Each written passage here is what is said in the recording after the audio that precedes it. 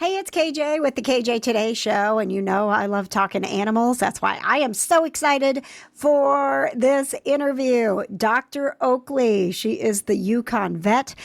They are back right now with new episodes. And fun fact for my friends here in Indiana, Dr. Oakley is actually a Hoosier. I talked to her just before Earth Day, and she gave us some fabulous tips on how to help animals all over the world.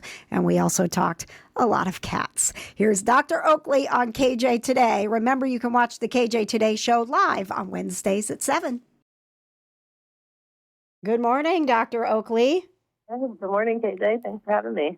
We are excited to have you with us today. And I will tell you, Dr. Oakley, that not only do I do, this radio show here, but I am also the kitty correspondent for Pet Pals TV. So I'm out there doing TV stories about the positivity that cats bring to our lives. So talking to you is an absolute honor. Thank you. Nice. Well, you have to come see the kitties that I work on, some of the links up here, and we can do a show for the positive show. Are you kidding me? That would be a dream. So if you're okay, let's start by talking about that. I know we want to talk about, Yukon Vet on Disney Plus and Earth Day and all of that. But tell me about I was going to ask you, tell me about the kitty cats that you work with. I mean, certainly I work on a lot of domestic cats all the time. Like we do a roaming clinic where we go to remote parts of Alaska, either flying there, like up to Nome, Alaska, or we go by boat in Southeast Alaska to villages that never get a vet. And people have all these pet cats. There's a ton of feral cats, so we go there and do spay-neuter clinics. You can imagine a cat surviving in the Alaska winter on its own. It's a pretty rough life. But I also work on wildcats. So we have links for the wildlife centers. We've had rescued kittens that have showed up. And the links are pretty phenomenal. They are about the size of a German Shepherd, and it's a cat, but they only weigh about maybe 35 pounds. They're really light and really fluffy and long-legged, but their paws are huge, probably twice the size of a German Shepherd's foot. So they're pretty adapted to the northern, to snow and running on top of snow and catching their prey. So it's neat to work on, both the domestic version, of animals, dogs and cats, and work on wolves and lynx and moose and caribou, the next day. I bet. So can you tell us a little bit about how you, ended up, in Alaska, being the Yukon Vet, when you got your start here. This is your roots here. Indiana's home. I grew up in Munster, Northwest Indiana, and went to University of Michigan, and then ended up through University of Michigan going to do a study in the Yukon, actually a wildlife study. And I went for 2 years in a row, ended up loving it there and staying, and then ended up working for Fish and Wildlife as a wildlife veterinarian for the Yukon for quite a few years. And that's where you kind of, a lot of it's working in really remote areas, so a ton of helicopter work, a lot of it's darting animals, because that's the only way to get your hands on them. So I'm hanging out the helicopter darting, which is pretty exciting. But it's, but I missed the regular practice, to be honest, the whole James period, all creatures. For me, it's all creatures, wild and woolly, working with people's pets and still working with wildlife. So kind of migrated into doing that. So now I go all over Alaska. And in fact, I do a lot of international work. My daughters and I started a foundation where we're going around Costa Rica. I'm going to Uganda soon. We went to Australia to help with bushfires, and are just trying to provide vet services in these really remote parts of the world that don't have veterinary care at all. It's amazing work that you're doing, and you touched on that your daughters are involved with that. Can you talk a little bit about how meaningful it must be, for you to, have your daughters also being as invested in caring for the animals of our planet?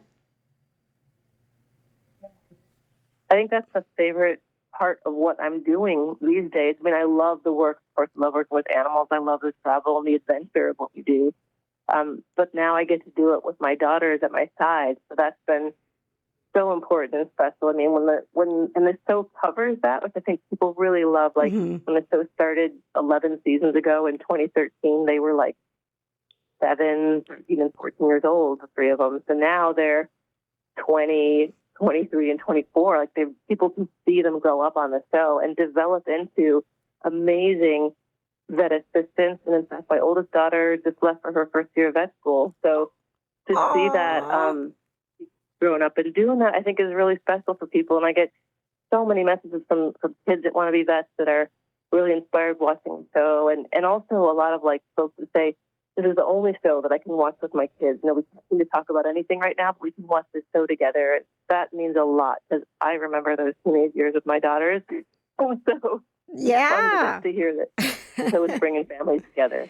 It is, and I think there's such a need for that, especially right now when there are so many things that are overwhelming and scary. That having something that brings us together, it's part of the reason on this show, and part of the reason I was so excited to talk to you is that we do focus a lot on pets and animals, because it doesn't matter where we're coming from or what we believe or what's going on. There is something very uniting about putting our energy towards caring for the other inhabitants of this planet.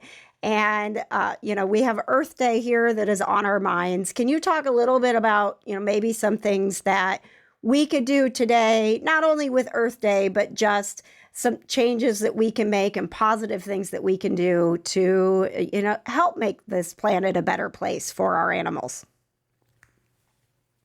Yeah, I think a lot of the work I do is with marine mammals these days, the felines and different, we have different animals here in the Gulf of Alaska that plastic. It's unbelievable how many times it's pulled plastic bans off of, sea lions and birds, and, it's still in the stomachs of whales. And, and even I had to do surgery on a reindeer last year that had eaten plastic that was blowing around, and it's just, that's certainly something that I try to hit home with people is there's a lot of ways to avoid plastic and just our voices. I mean, it's, you go to the store and everything you buy is covered in plastic, but the more we talk about it, the more we give feedback, especially on social media, I think that is getting heard more and more about, the less plastic we use. It's not just about the big chunks of plastic that animals get into. It's also the microplastics, how it breaks up and it's like in everything. It's in the air. It's in, so ways to reduce wrapping everything 20 times in plastic, reusing at the individual level, reusing your bags, all that kind of stuff, but also, as a whole, we need to keep that voice going, and,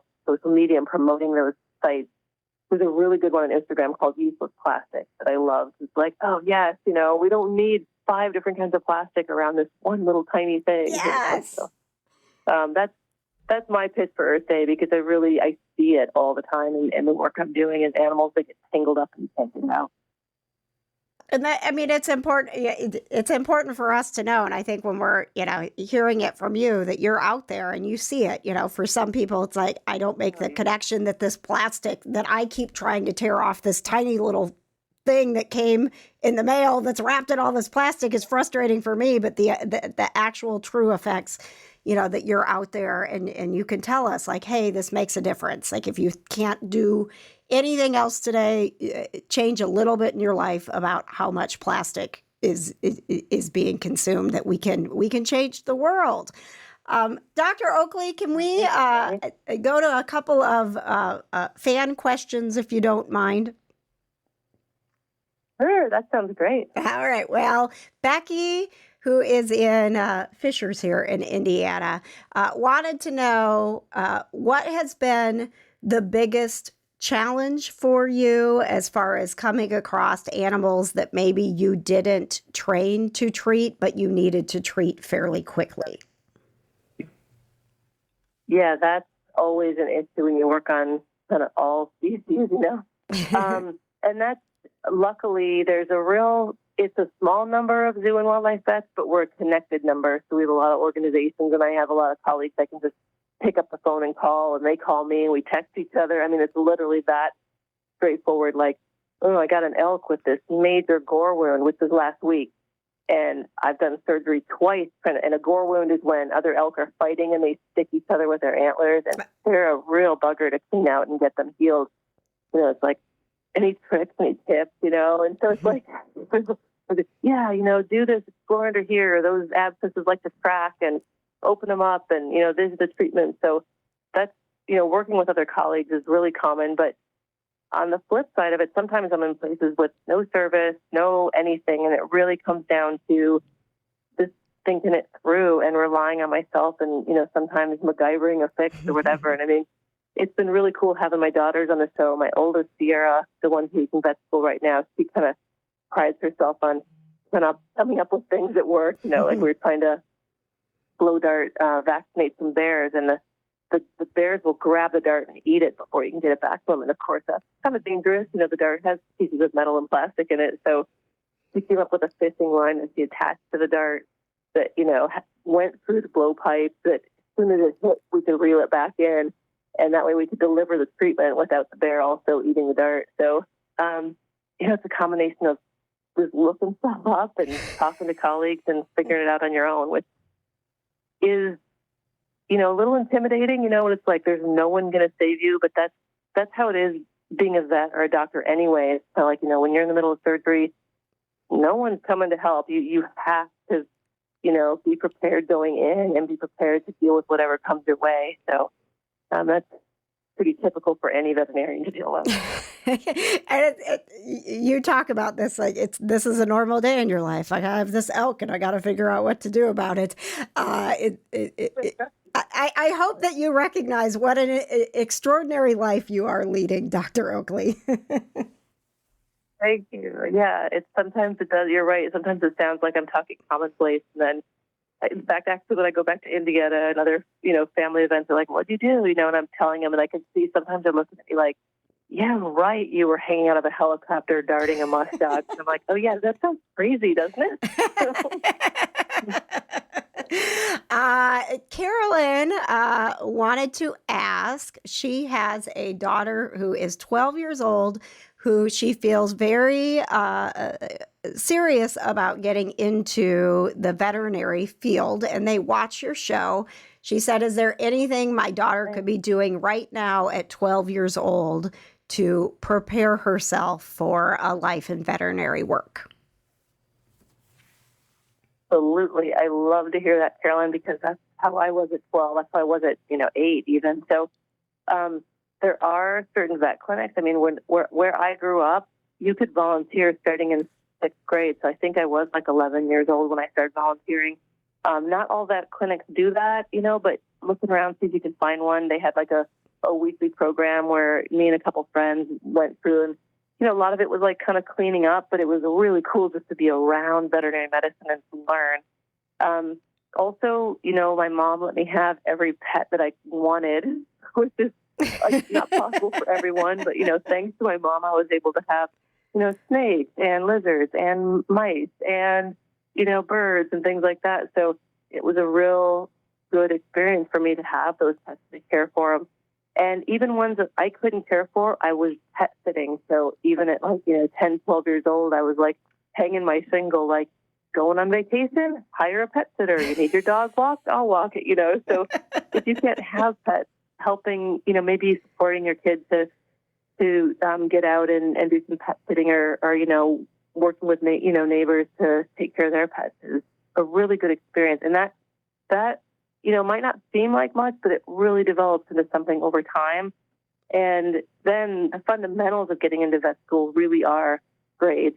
Kids have to know that if they want to be a vet, they have to have good grades. So that really motivate them. Well, you don't want to discourage them in that way, but, find ways to help them do well in school and science and math and all those things, with the caveat that this math, you may not love math. It may not be super fun, but it's going to get you where you need to go. And, and that's vet school. So. Well, I have enjoyed every second of this conversation. I am thinking about how I am going to get to you so that we can do this Pet Pals TV story on links and Spend some time together spreading that positivity about cats. The new season of Yukon Vet is streaming on Disney Plus. Dr. Oakley has been our guest. Thank you so much, Dr. Oakley. You are welcome back anytime, and we are so proud of the work that you're doing here representing Hoosiers across the world. Thank you. And I just wanted to let people know that, it's all seasons are on Disney Plus. It's also on Nat Geo Wild every Saturday night. And it's also on Hulu. So if you have Hulu, you can watch it. And we've got a social media at Yukon Vet on Instagram and TikTok. And we post a ton of behind the scenes and fun stuff from the show. So follow us on Instagram. All right. We will do that. Thank you so much, Dr. Oakley. Have a great day. Hey, take care. Bye. Bye-bye. Thank you so much for listening. Check out the KJ Today Celebrity Interviews playlist on YouTube to get more interviews with some of our favorites in fandom. And watch the KJ Today show 7 o'clock Wednesdays live, youtube.com/KJ Today.